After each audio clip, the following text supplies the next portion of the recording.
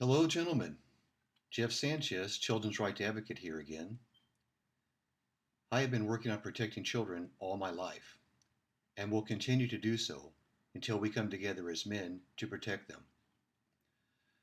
I understand this won't be an easy task, but as adult human beings, we have a moral obligation to protect our children and enable them to live up to their full potential.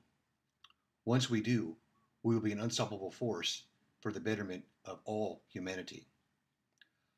I'll never forget when I was in nursery school little girls telling me how hard it was to raise children. When I agreed with them and told them that I would be more than happy to raise the children while they worked in the coal mines, they would run away so fast it would make your head spin. On the other side of the playground, I would see them trying to spin the same pack of lies on other little boys. It's just like the song from the Cars, My Best Friend's Girlfriend. Here she comes again, and every new boy that she meets doesn't know the real surprise. From those early days, intuitively, I knew it was my moral obligation to wake other men up and teach them how to read between the lines, to see through these prefabricated lies.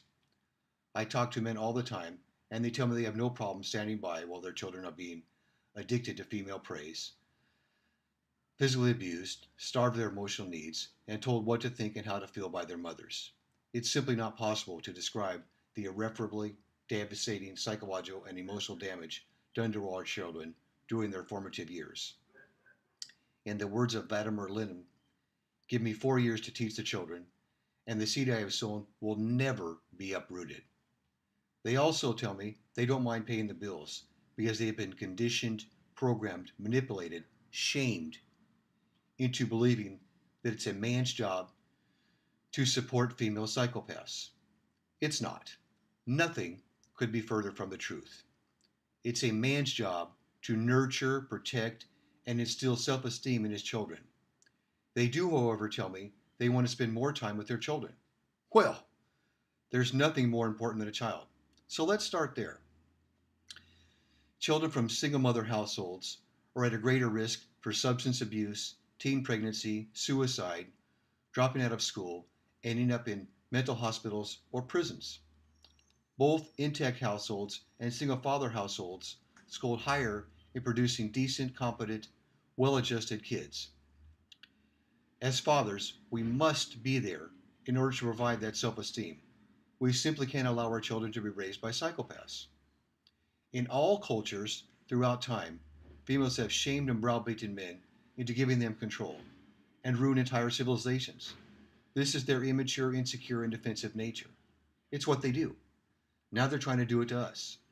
True to form, they resume this shaming cycle of controlling the male gender all over again by browbeating the EK Parliament into passing the Custody of Infants Act in 1839.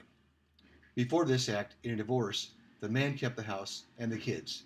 This act changed everything, so the female got the house and the kids. Of course, the man still had the financial responsibilities until another male figure came along to adopt her.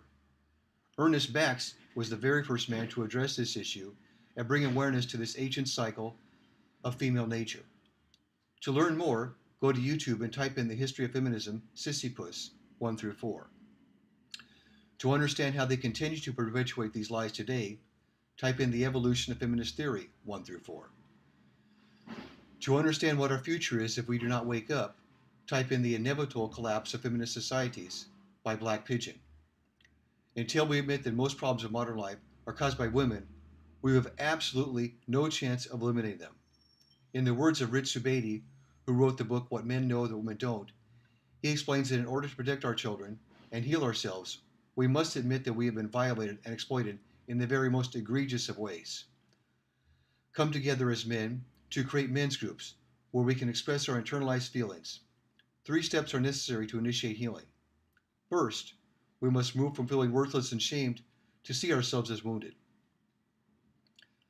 Second, we must move from feeling contempt for the self to feeling compassion. Third, we must move from concealing our shame in silence to revealing ourselves in sharing. These are not good ways. These are the only ways. Remember, not some, not most, but every adult is responsible for the health and worldview of every child. That means you. You're either part of the problem or you're part of the solution. It starts with me, it starts with you. If you truly want to spend more time with your children, contact me at magnanimosity.org so we can create the men's groups Mr. Saboti spoke of. Take care.